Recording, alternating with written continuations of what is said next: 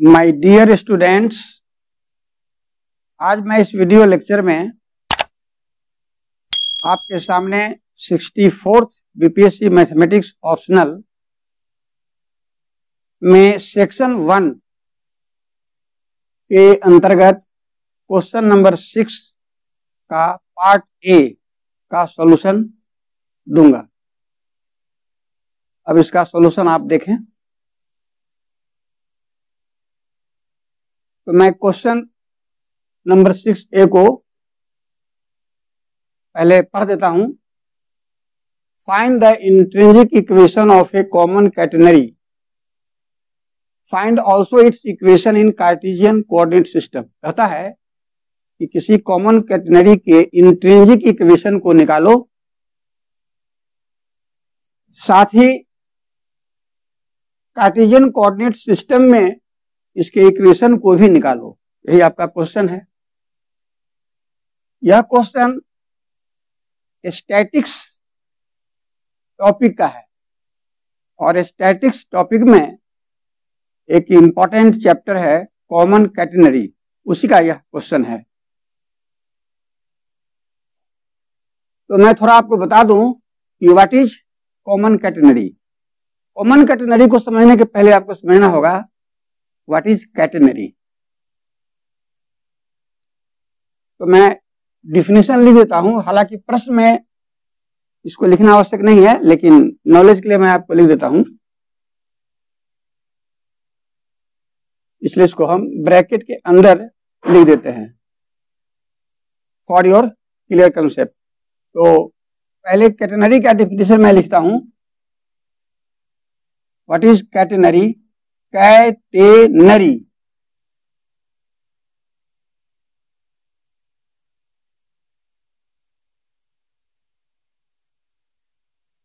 if a heavy chain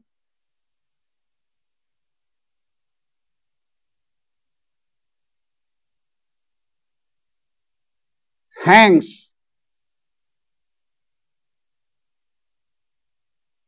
between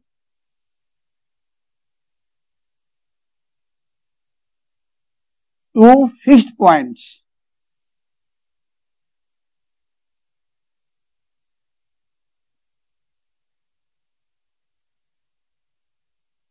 then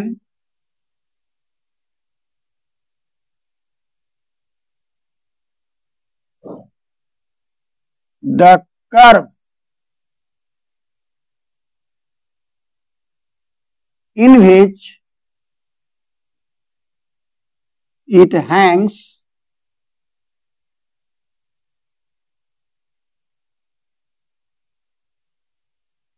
freely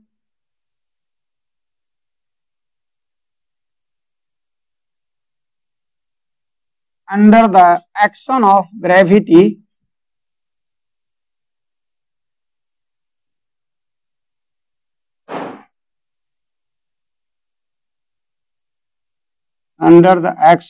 gravity is called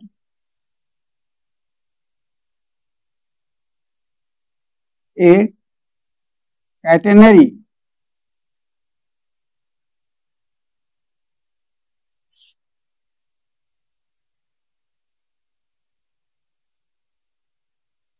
मैंने लिखा है कि if A heavy chain Hanks between two fixed points. Figure में देखिए, मान लिया कि यही एक हेवी चेन है जिसको दो फिक्स्ड पॉइंट ए और बी के बीच हैंग कर दिया गया है, मतलब उसको लटका दिया गया है। तब वह हेवी चेन एक कर्व का रूप पकड़ लेता है। देखिए एक कर्व है, तो यही कर्व जो है कहलाता है कैटेनरी। और यह कर्व का रूप पकड़ता है under the action of gravity. तो अब मैं डिफाइन करता हूं कॉमन कैटेनरी क्या है।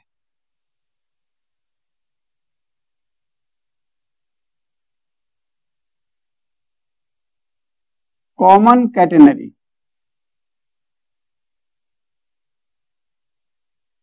कहता है कि if the wait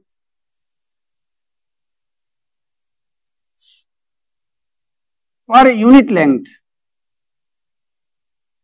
the weight per unit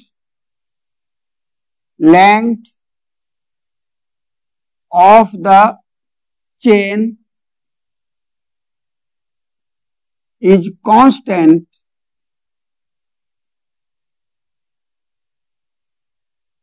then the catenary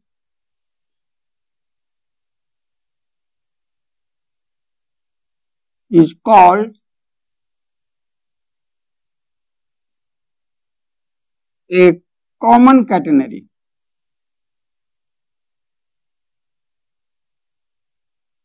A common catenary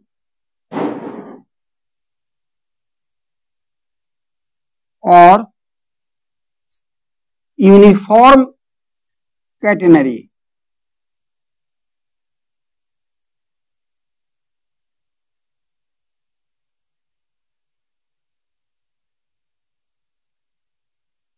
इसे आप समझ लें।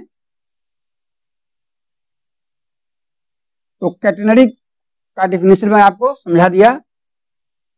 अब यदि इस कैटेनरी के पर यूनिट लेंथ का वेट यदि कांस्टेंट है, तब वैसे कैटेनरी को हम कहेंगे कॉमन कैटेनरी और यूनिफॉर्म कैटेनरी। तो आप डिफिनेशन समझ गए। अब क्वेश्चन का सॉल्यूशन मैं बताता हूं, इसलिए इसको मैं कंसेप्ट के लिए ब्रैकेट में अलग सेपरेट कर दिया है। सॉल्यूशन आपका यहां से स्टार्ट होगा।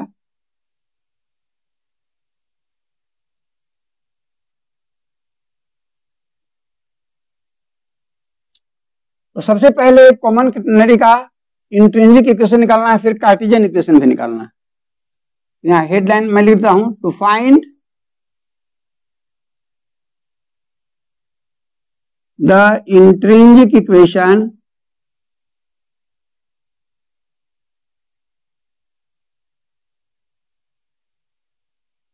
of a common catenary.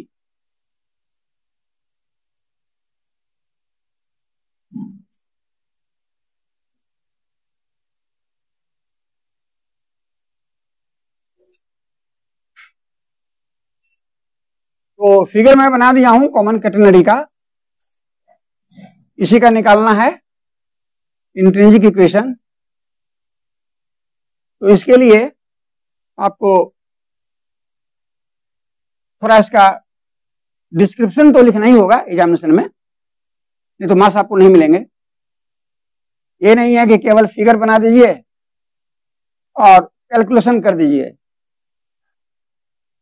तो कंप्लीट मार्क्स आपको नहीं मिलेंगे, मार्क्स काट लिया जाता है। तो ये मैथमेटिक्स का प्रॉब्लम नहीं है, थ्योरम है, और थ्योरम का प्रूफ जो एग्जामिनेशन में प्रोड्यूस करने का तरीका मैं आपको आज ही बता देता हूं। पहले आप फिगर बनाएं, दूसरा फिर उस फिगर को डिस्क्राइब करें कम से कम लैंग्वेज में, उसके बाद फिर कैलकुलेशन करें। तो देखिए मैं इसका डिस्क्रिप्शन में लिखता हूं, short, let ACB be a common catenary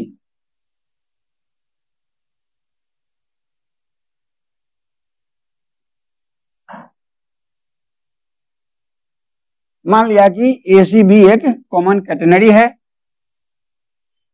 जिसका इंट्रिंसिक इक्वेशन निकालना है।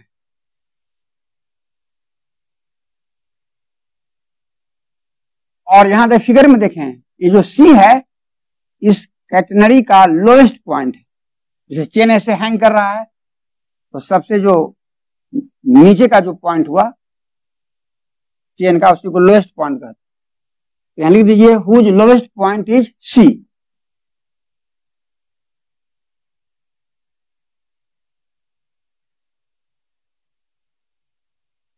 Whose lowest point is C. Now let Pxy be any point on the portion CA of the chain. Let Pxy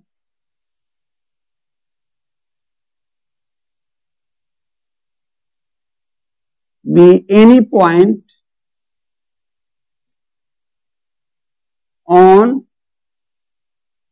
the portion CA on the portion CA of the chain. Chain means catenary. अब chain कहें या catenary कहें, तो chain का जो portion है CA उस पर हम कोई बिंदु PXY लेते हैं. Let arc CP is equal to S.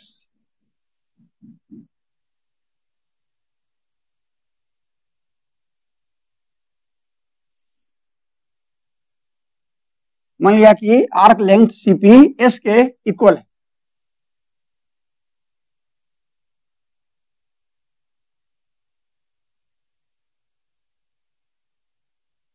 Late small w be the weight. Weight को शॉर्ट में WT लिखे हैं, इसे आप वेट पढ़ेंगे. Let W be the weight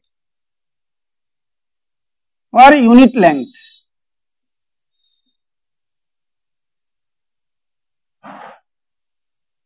per unit length of the chain.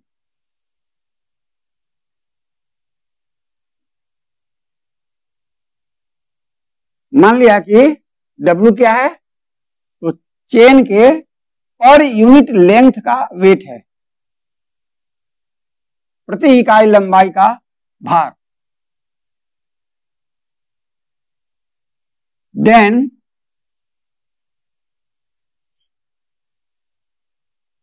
weight of the portion CP. ध्यान देंगे. Then the weight of the portion CP of the chain. कहता है कि चेन के पोर्शन CP का वेट क्या होगा, इक्वल टू, तो सेंस यूनिट लेंथ का वेट W है, इसलिए आर्क CP यानी S लेंथ का वेट WS होगा. तो weight of the portion CP of the chain हो गया WS. क्लियर. और इस पोर्शन CP का जो वेट है WS वो कहां ऐड करेगा, तो पोर्शन CP के सेंटर ऑफ ग्रेविटी पर ऐड करेगा. आप जानते हैं कि किसी भी बॉडी का वेट उसके CG पर ऐड करता है. तो मान लिया जाए कि पोर्शन CP का CG ये है, तो इस पोर्शन CP का जो वेट हमने लिखा WS वो इसके CG पर वर्टिकली डाउनवर्ड्स एक्ट करेगा. WS देखिए, मैं फिगर में भी आपको दिखा दिया और यहां लिख दे रहा हूं. एक्टिंग या वेट एक्ट करेगा acting at CG vertically downwards.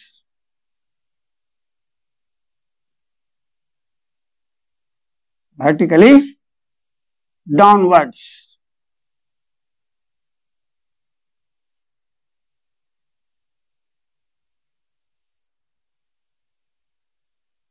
अब देखिए मैं क्या बता रहा हूं. यह जो पोर्शन है CP चेन का, तो यहां यह समझना है कि यह जो पोर्शन CP जो है वो किन किन फोर्सेज के अंडर इक्विलिब्रियम में है. इसी पर आपको कंसीडर करना है। तो देखिए मैं लिख रहा हूं साफ शब्दों में, we consider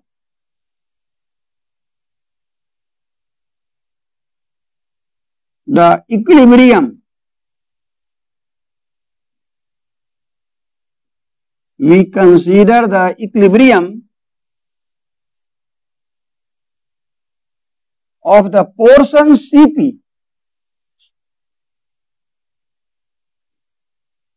of the portion Cp of the chain,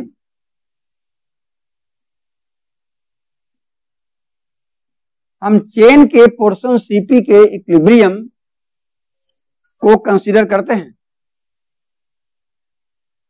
देखिए इसके बाद मैं लिख रहा हूं कि यह जो पोर्शन Cp है चेन का, किन किन फोर्सेस के अंडर यानी किन किन फोर्सेस के अधीन वो इक्विलिब्रियम में है।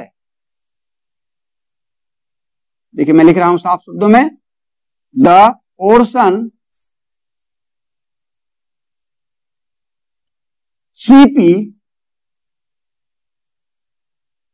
of the chain, the portion Cp of the chain is in equilibrium,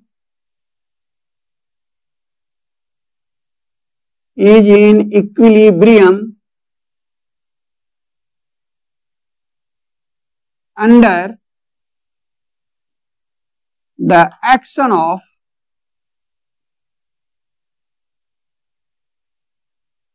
the following forces, under the action of the following forces। आप बताइए कि ये पोर्शन जो Cp है चेन का किन किन फोर्सेस के अधीन इक्विलिब्रियम में है। तो नंबर 1, लोवेस्ट पॉइंट C पर टेंशन फोर्स T0 ऐड कर रहा है हॉरिजेंटली। फिगर में आप देख रहे हैं क्लियर, क्योंकि टेंशन एक फोर्स है ना, अब वो हमेशा ऐड करेगा पॉइंट C पर खींचे गए टेंजेंट के along, that is parallel to x axis, that is horizontally. तो यहां लिखिए कि टेंशन T0, इसको T0 भी पढ़ते हैं, tension T0 at the lowest point C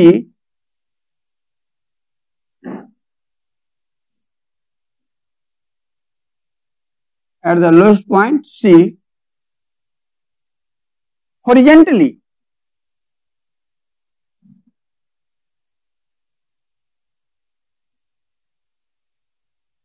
in this direction। Second, point P पर चेन का टेंशन T ऐड करेगा along the tangent at P। उसको लिखते जाइए, tension T at point P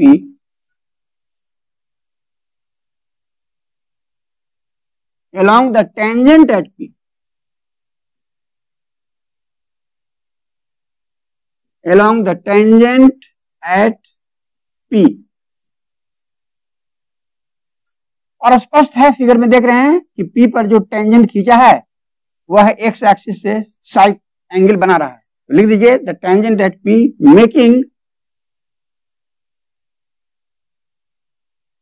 making an angle Sai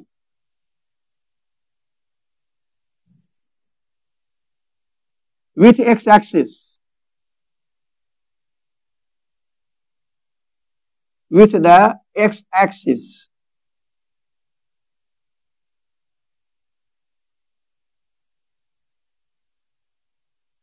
P पर जो tangent है वो x एक्सिस से साई एंगल बना रहा है।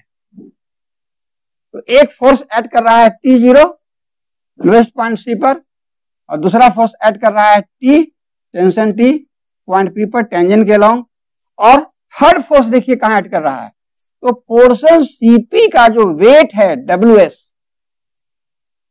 वो ऐड कर रहा है पोर्शन सीपी के CG पर वर्टिकली डाउनवर्ड्स। यही टोटल 3 फोर्सेज ऐड कर रहे हैं इस पोर्शन सीपी पर, और उसी के अंदर यह पोर्शन सीपी इक्विलिब्रियम में। And third, weight WS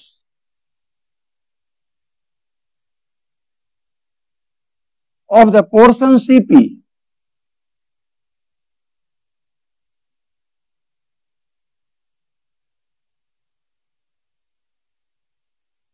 acting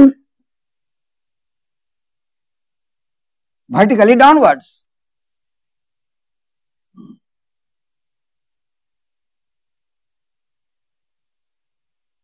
Vertically downwards.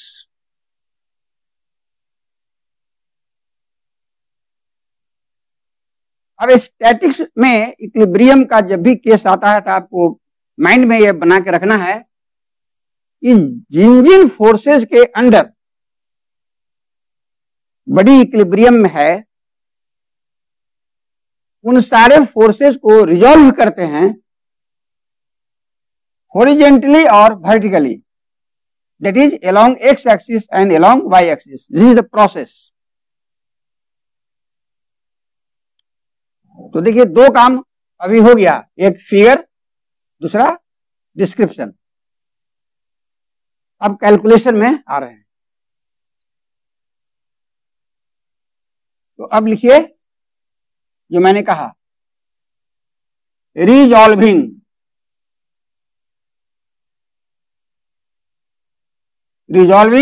all these forces,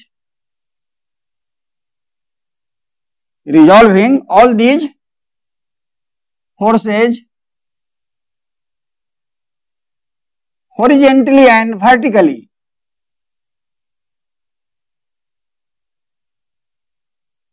horizontally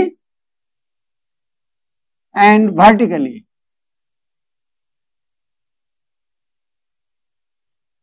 अब ऊपर लग रहे तीनों फोर्सेज को रिजॉल्व किया जाए हॉरिजेंटली और vertically, that is along x axis and y axis. We get, देखिए फिगर में स्पष्ट है, लोवेस्ट पॉइंट सी पर टेंशन फोर्स T0 इस डायरेक्शन में ऐड कर रहा है, और P पर जो टेंशन फोर्स T है टेंजेंट के अलोंग, इस फोर्स T का कंपोनेंट एक्स एक्सिस के अलोंग, दैट इज इस लाइन के अलोंग T cos साई होगा। देखिए मैं यहां समझने के लिए लिख देता हूं, clear. Component of T along this direction is T cos Sai, और इस T का कंपोनेंट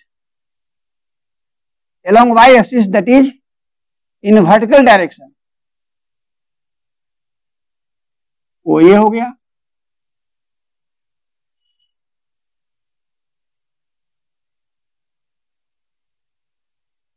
T का वर्टिकल कंपोनेंट ये हुआ, और इस T का ये क्या हुआ, हॉरिजॉन्टल कंपोनेंट। तो T का हॉरिजॉन्टल कंपोनेंट हो गया T cos साई। अब वर्टिकल आप जानते हैं T sin साई होता है। साई एंगल बनाने वाले डायरेक्शन में cos, और साई एंगल बनाने वाले डायरेक्शन के ठीक परपेंडिकुलर डायरेक्शन में साइन होता है। T sin साई मैं लिख के आपको दिखा दिया। तो T का horizontal component T cos Sai हुआ, और T का vertical component T sin Sai. तो देखिए फिगर, पॉइंट P पर T का जो वर्टिकल कंपोनेंट है T sin साई, वह पोर्शन CP के सेंटर ऑफ ग्रेविटी, वह पोर्शन CP के सेंटर ऑफ ग्रेविटी पर लगने वाला जो डाउनवर्ड फोर्स है वेट WS, उसको बैलेंस करेगा। और ये T का जो हॉरिजॉन्टल कंपोनेंट T cos है वो T0 को बैलेंस करेगा, क्योंकि T cos और T0 दोनों अपोजिट फोर्स है।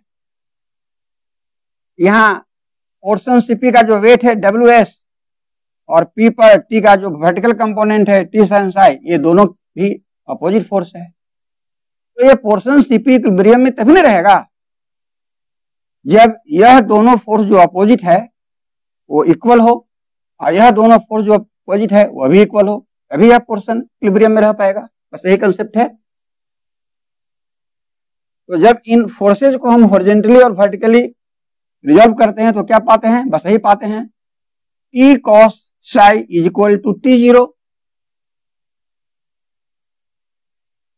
लिखा जाए T cos psi is equal to T0, इसका नाम दिया जाए इक्वेशन 1। और T sin psi is equal to WS, बिल्कुल clear. T sin psi is equal to WS।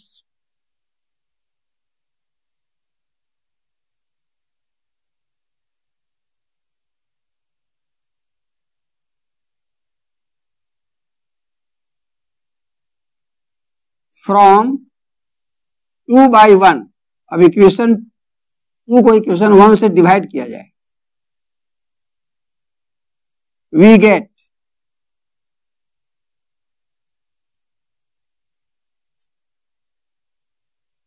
T sin psi by T cos psi is equal to WS by T0. This implies ET cancel, sin psi by cos psi, tan psi is equal to WS by T0। इसका नाम दे दें 3।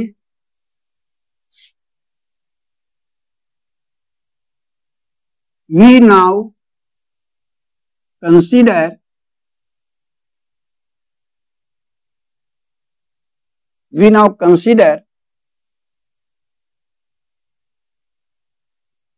the tension T0 at C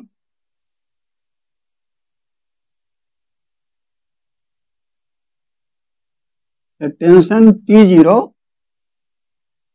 the lowest point C is equal to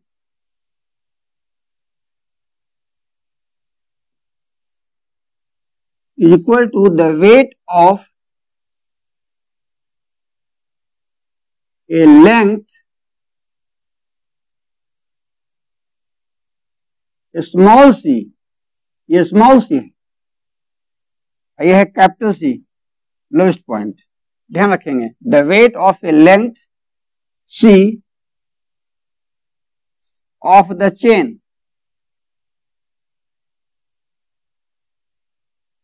इस point को आपको याद रखना पड़ेगा। देखिए मैंने क्या लिखा है, अब हम कंसीडर करते हैं कि लोवेस्ट पॉइंट C पर जो टेंशन फोर्स है T0 वह किसके इक्वल है? तो चेन के C लेंथ के वेट के इक्वल है। चेन के इसी लेंथ स्मॉल c के वेट के इक्वल माना गया है T0 को। ये इसको सपोज करना है।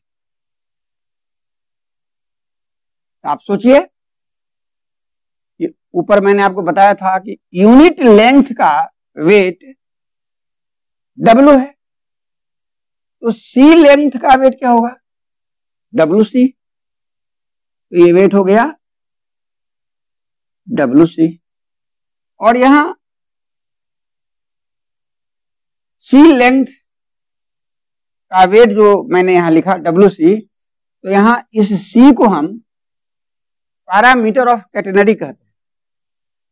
इसलिए मैं लिख देता हूं where small c is called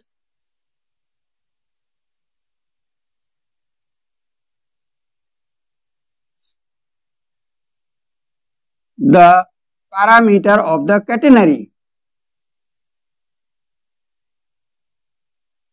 Parameter of the catenary.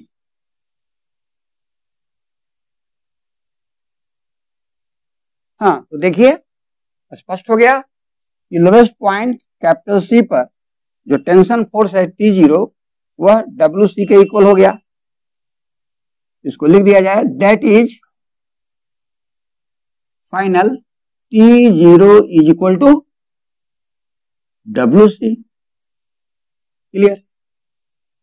अब क्या करना है कि T0 के इस वैल्यू को T0 की जगह रख देना है। Hence, from equation 3,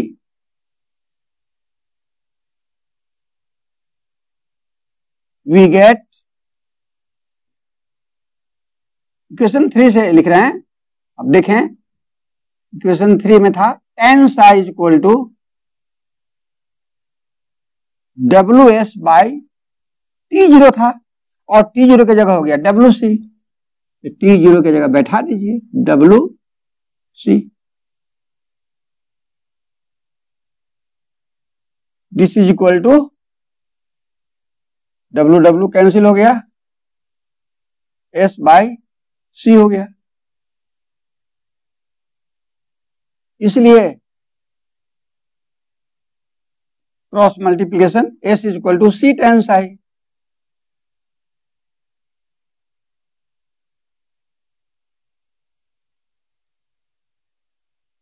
Which is the required intrinsic equation of the common catenary?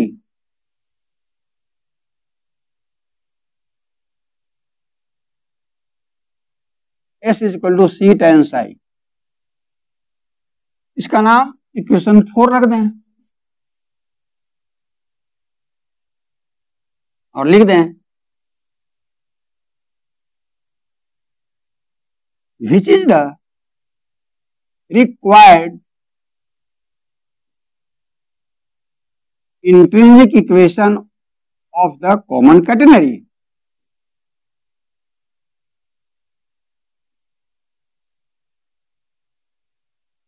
Intrinsic equation of the common catenary।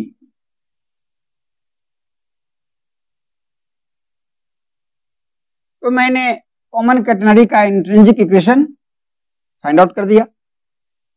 इसे आप याद भी रखेंगे प्रॉब्लम के लिए।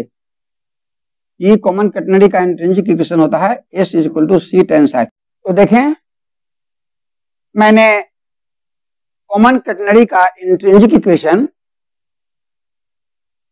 4 में हासिल कर लिया। Now you have to find out the Cartesian equation of the common catenary. तो देखें, इसलिए मैं हेडलाइन लिख देता हूं, टू फाइंड कार्टेशियन इक्वेशन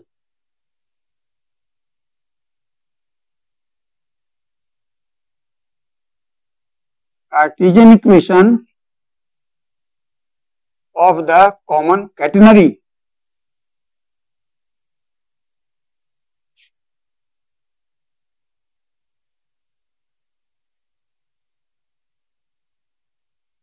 हाँ, थोड़ा एक जानकारी मैं आपको देता हूं। What is the intrinsic equation of A curve? तो देखें, आर्क लेंथ S और टेंजेंट एक्स एक्सिस से जो साई एंगल बनाता है, यदि आप आर्क लेंथ S और एंगल साई के बिटवीन रिलेशन लाते हैं, उसी को कहते हैं intrinsic equation of the curve. So remember this point always, the relation between arc length S and the angle psi is called intrinsic equation of the curve। What is the Cartesian equation of the curve? तो कहता है कि the relation between x and y is called the Cartesian equation of the curve. ये सब concept आपको रखना चाहिए। अब देखिए कॉमन कैटेनरी का कार्टेशियन इक्वेशन हम लोग निकालेंगे। कार्टेशियन इक्वेशन निकलेगा किसी इंट्रिंसिक इक्वेशन के हेल्प से। तो लिखिए from equation 4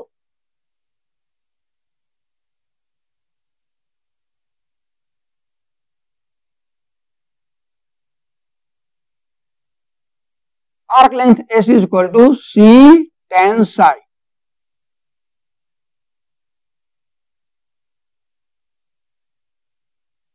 This implies that S is equal to C into, आप जानते हैं tan psi is equal to होता है dy by dx। आपको पता है tan psi is equal to dy by dx क्यों होता है?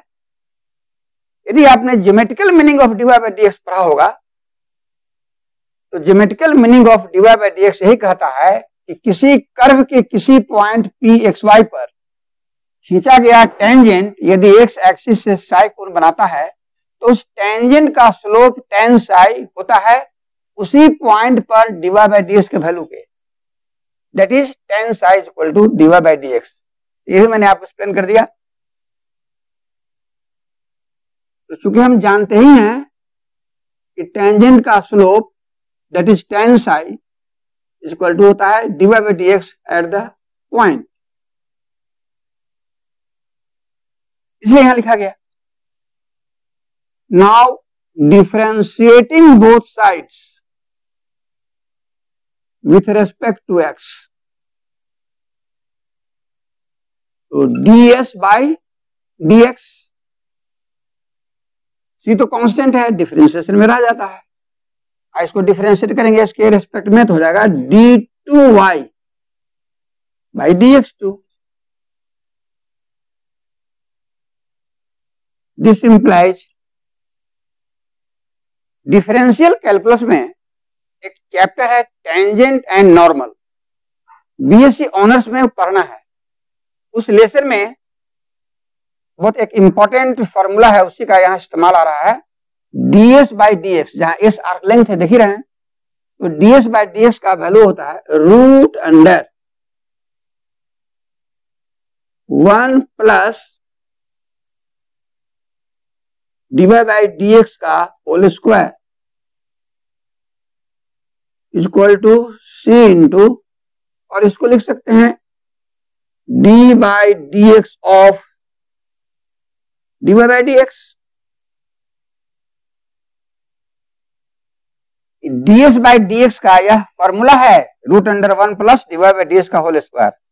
यह फॉर्मूला आप पढ़ते हैं डिफरेंशियल कैलकुलस के एक चैप्टर टेंजेंट नॉर्मल में। इसके बाद देखिए दिस इक्वेशन इंप्लाइज दैट, आप देखिए root under 1 plus dy by dx को स्मॉल p मान लेते हैं, हो गया p square is equal to c into dy by dx की जगह p माने हैं तो हो गया dp बाई dx। क्लियर? और यहां लिख दीजिए where p is equal to dy by dx। This implies, अब यह एक डिफरेंशियल इक्वेशन हो गया। इस डिफरेंशियल इक्वेशन को अब सॉल्व करना है तो वेरिएबल सेपरेबल का मेथड लगाइए, ds को लेफ्ट साइड में लाएं, c तो कांस्टेंट है, dp इस टर्म को राइट साइड में ले आए डिवीजन में। यहां दो वेरिएबल है x और p, दोनों वेरिएबल सेपरेट हो गया, इसको कहते हैं वेरिएबल सेपरेबल। अब दोनों और इंटीग्रेट करें, ये तो कांस्टेंट है इंटीग्रेशन के बाहर, इंटीग्रेटिंग बोथ साइड्स, ds का इंटीग्रल x, c कांस्टेंट, तो ऊपर 1 है, 1/√1 प्लस पी वर्ग का इंटीग्रल आप जानते हैं, साइन हाइपरबोलिक इनवर्स पी, और इंटीग्रेशन करने के बाद एक कांस्टेंट आप ऐड करते हैं जिसे कहते हैं कांस्टेंट ऑफ इंटीग्रेशन, ये ऐड कर दिया। लिख दीजिए where capital A is a constant of integration,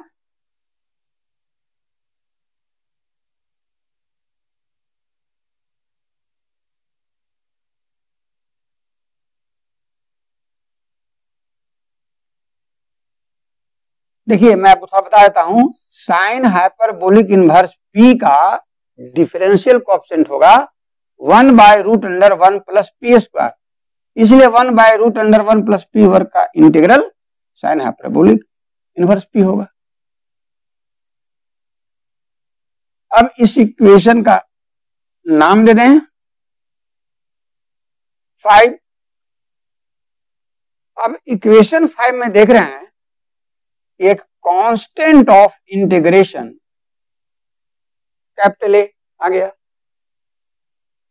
to evaluate this constant A you have to go on initial condition. This is the process of finding this constant.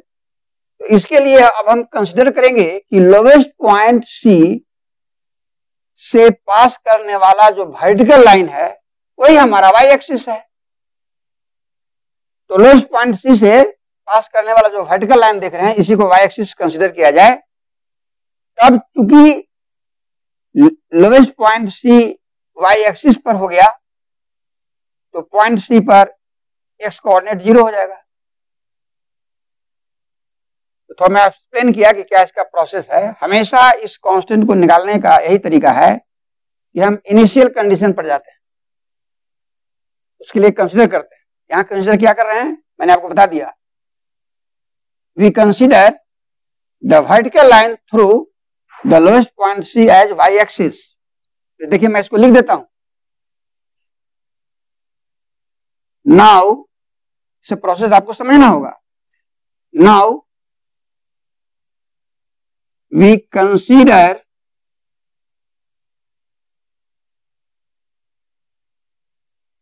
The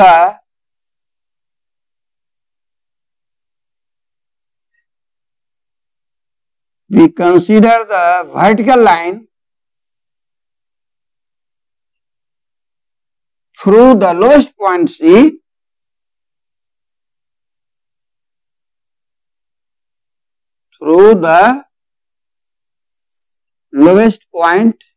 capital C as y axis।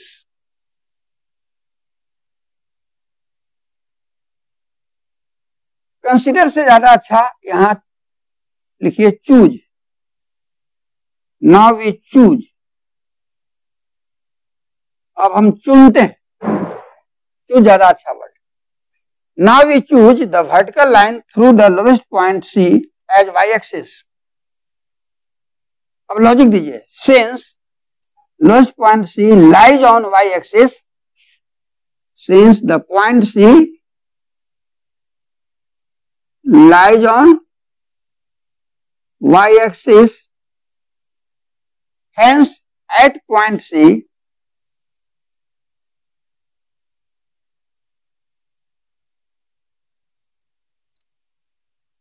x is equal to 0 because s coordinate 0 होता है y-axis पर।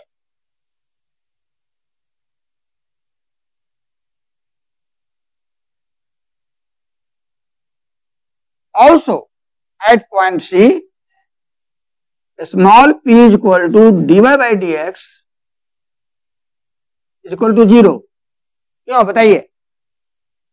आप जानते हैं कि किसी curve के किसी पॉइंट पर खींचा गया टेंजेंट यदि एक्स एक्सिस के पैरेलल हो, जो आप यहां फिगर में देख रहे हैं, तो उस पॉइंट पर dy by dx 0 होता है। तो यहां पॉइंट सी पर dy by dx 0 इसलिए है क्योंकि tangent at C is parallel to आई एक्सिस। मैं समझने के लिए लिख देता हूं, सेंस क्यों पॉइंट सी पर डिवाइड बाई डी जीरो है, तो उसका कॉज सेंस द टेंजेंट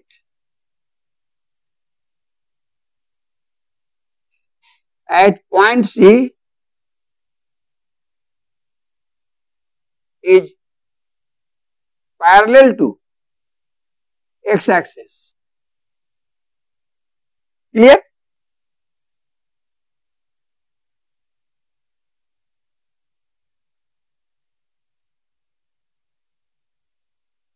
तो इसी कंडीशन को अप्लाई किया जाए इक्वेशन 5 में।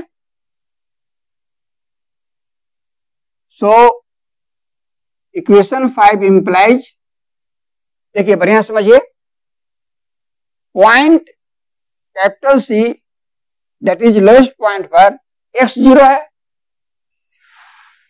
इसलिए एक्स की जगह जीरो रखा जाए, स्मॉल सी कांस्टेंट हुआ। साइन हाइपरबोलिक इनवर्स, देखिए यहां पी है तो इस पॉइंट सी पर मैं समझा दिया कि पी भी जीरो है, तो पी की जगह जीरो रखा जाए।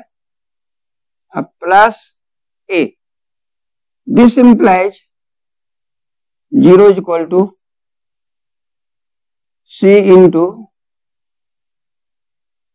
आप जानते हैं साइन इनवर्स थी, sorry sine hyperbolic inverse zero is equal to zero होता है, and this implies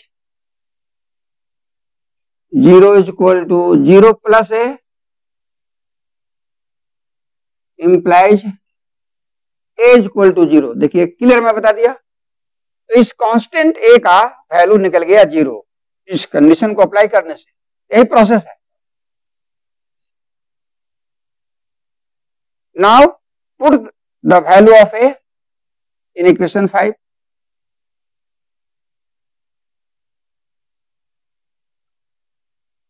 Hence by equation 5 we get x is equal to small c into sin hyperbolic inverse p plus a के जगह zero रख दीजिए। This implies x is equal to small c into sine hyperbolic inverse p। अब इसके बाद देखिए, this equation implies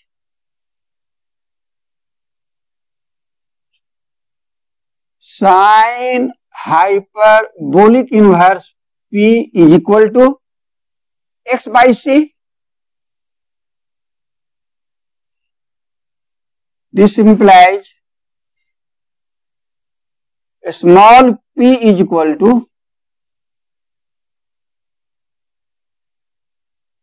sin hyperbolic x by c। ठीक है? अब इसके बाद देखिए, स्मॉल p आपने सपोज किया था dy बाई डी एक्स को, तो p की जगह बैठा दीजिए dy बाई डी एक्स, और राइट साइड में हो गया साइन हाइपरबोलिक एक्स बाई सी। अब आ गया डिफरेंशियल इक्वेशन, अब इसको सॉल्व करना होगा। तो एक्स के टर्म के साथ डी एक्स को रखते हैं, तो डी एक्स को उधर भगा दीजिए, लेफ्ट साइड में डीवाई रखिए,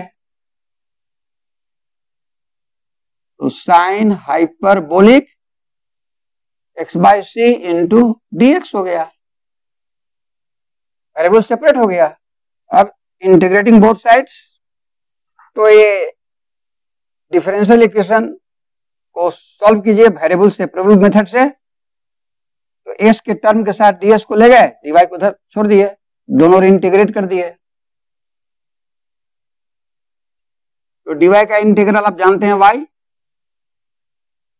अब यहां देखिए एक्स बाई सी को मन में एक्स रखें, तो साइन हाइपरबोलिक एक्स का इंटीग्रल होता है कॉस हाइपरबोलिक एक्स, एक्स की जगह है एक्स बाई सी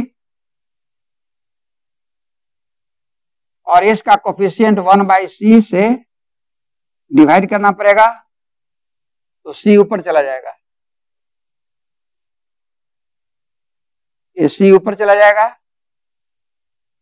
तो हो गया c into cos hyperbolic x/c, और इंटीग्रेशन की क्रिया फिनिश हो गई, तो इसके बाद एक constant of integration b add करना पड़ेगा। This implies y is equal to c cos hyperbolic x/c plus b, इसका नाम 6 रखा जाए, लिख लीजिए where capital B is a constant of integration, constant of integration. अब आपको इस कांस्टेंट B को एवेल्युएट करना होगा, तो इसके लिए फिर कंडीशन पर जाना होगा, तो लिखिए now we consider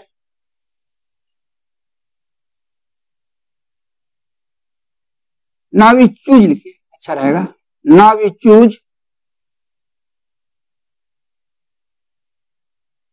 the origin O. देखिए अब जो है सो हम ओरिजिन ओ को चूज कर रहे हैं लोवेस्ट पॉइंट सी से स्मॉल सी डेप्थ पर, और यहां समझ लें यह स्मॉल सी क्या है, तो ऊपर जो बताए थे कि इस पोर्शन सीए के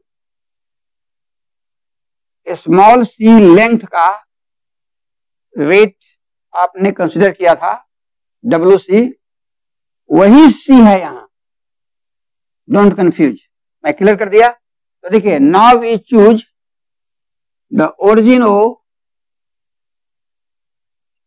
now we choose the origin O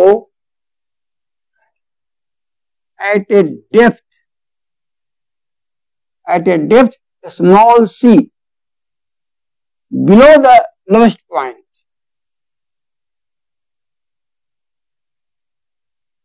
below the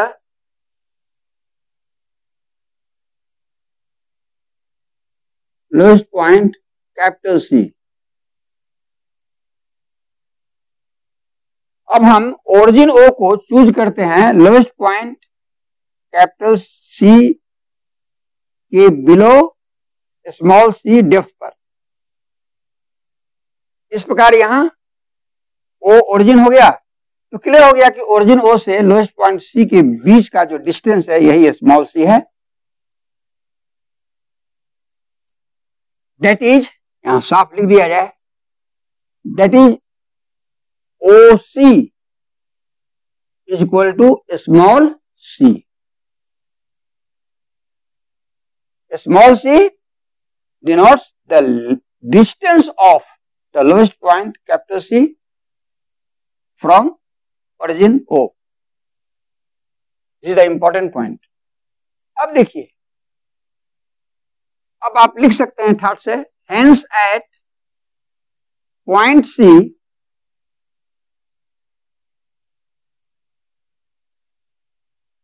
तो C तो ऊपर बता ही दिया था कि C y एक्सिस पर है, और ओरिजिन से C का डिस्टेंस स्मॉल c है, तो क्लियर है कि C का कोऑर्डिनेट क्या होगा, लिख दिया जाए। अब कैपिटल C का x कोऑर्डिनेट तो 0 हो गया, क्योंकि कैपिटल C y एक्सिस पर है, और इसका y कोऑर्डिनेट ओरिजिन से डिस्टेंस वही OC, that is small c। अब लिख सकते हैं hence at point capital C x 0 हो गया,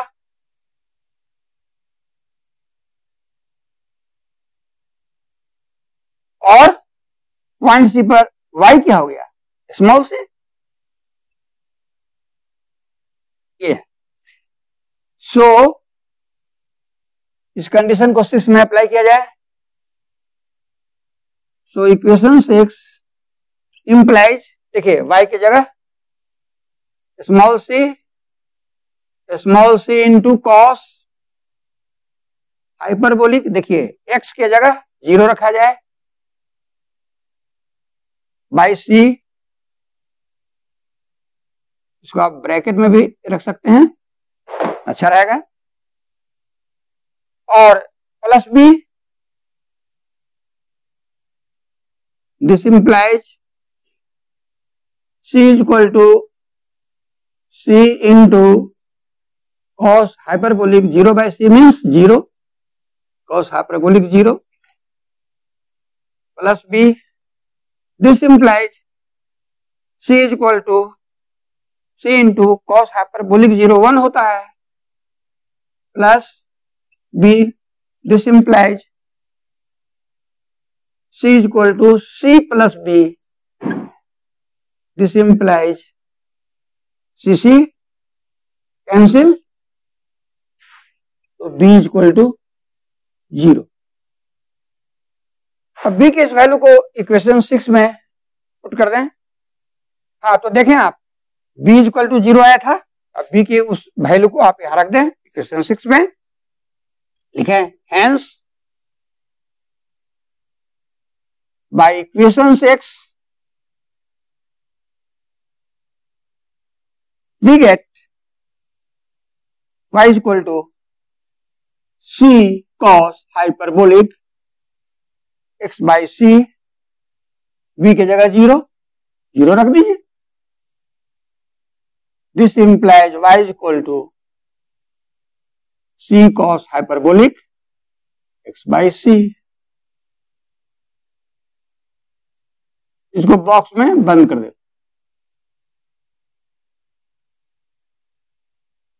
इसका नाम दे दिया जाए 7।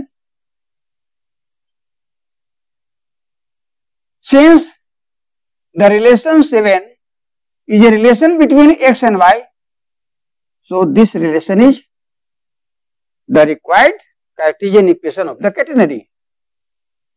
तो यहां लिख दीजिए which is the required Cartesian equation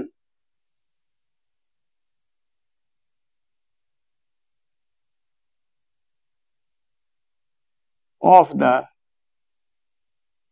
common catenary।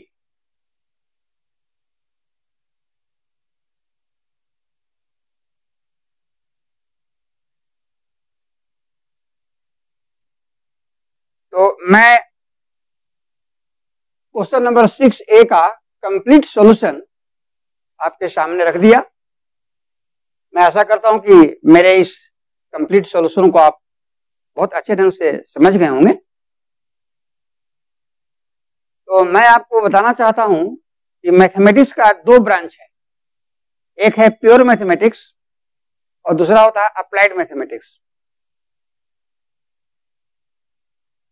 Pure mathematics के अंतर्गत calculus, real analysis, complex analysis, abstract algebra, linear algebra वगैरह आता है, और अप्लाइड मैथमेटिक्स के under vector algebra, vector calculus, उसके बाद जो है सो आपका स्टैटिक्स, डायनेमिक्स, हाइड्रोस्टैटिक्स, हाइड्रोडायनेमिक्स,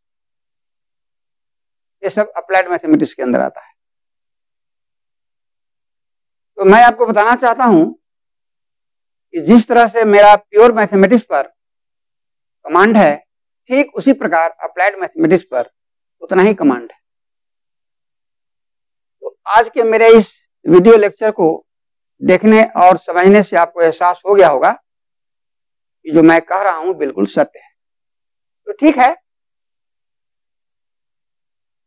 आप मेरे चैनल मैथ डिस्क्राइबर को सब्सक्राइब कर देंगे, लाइक कर देंगे और शेयर भी कर देंगे।